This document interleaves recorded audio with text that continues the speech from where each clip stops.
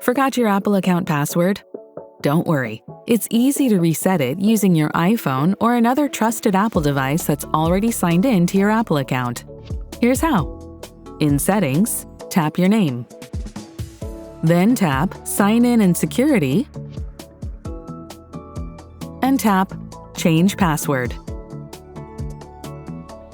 If stolen device protection is enabled, you might be required to wait for 1 hour before you can use Face ID to reset your Apple account password.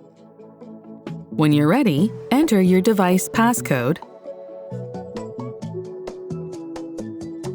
and enter your new password in both fields.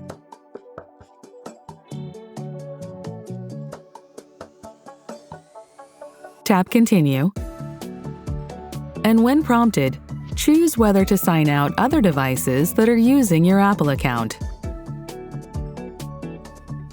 If you still need help, visit iforgot.apple.com. And that's it. Password reset.